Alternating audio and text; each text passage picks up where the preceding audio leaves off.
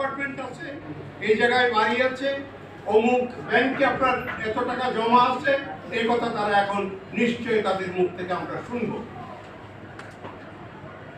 কিন্তু আপনারা সবাই লক্ষ্য করেছেন, তারেক জিয়া যখন তার এই কথা বললেন যে আমার কোনো অ্যাপার্টমেন্ট নেই, বাড়ি নেই, নিলাম দেওয়ার চিন্তা আমি করতে পারছি না, বরং নেতা কর্মীরা সার্বিকভাবে তাদের যে সম্মিলিত প্রয়াস, সেই প্রয়াসের উপর আমি দাঁড়িয়ে আছি, তখন এই হাসিনা একবারও বলতে পারবো না তারেক রহমানের একটা অ্যাপার্টমেন্ট আছে, একটা জমি আছে, একটা বাড়ি আছে, কিংবা তার সাধারণ সম্পাদক, কিংবা তার প্রচার সম্পাদক, প্রচার মন্ত্রী, কারো মুখ দিয়ে কোনো রাখা বেরোল না।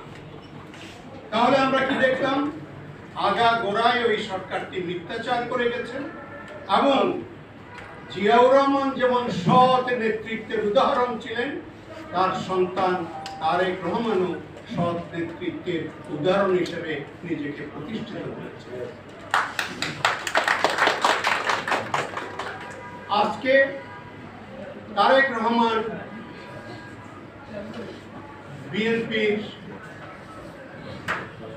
ভারপ্রাপ্ত চেয়ারপারসন হিসেবে, চেয়ারম্যান হিসেবে দায়িত্ব পালন করছেন। দাদা গয়েশ্বর রায়রা চেষ্টা করছেন তাকে দেশে নিয়ে আসার জন্য, এবং আমরা সবাই আশা করছি, দেশের জনগণ আশা করছে তিনি দেশে ফিরে আসবেন।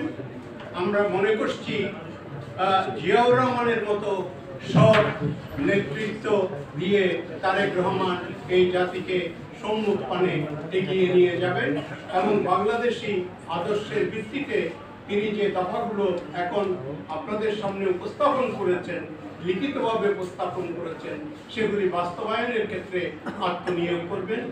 এই আশা রেখে আমি আপনাদের সকলকে ধন্যবাদ জানিয়ে বিদায় নিচ্ছি।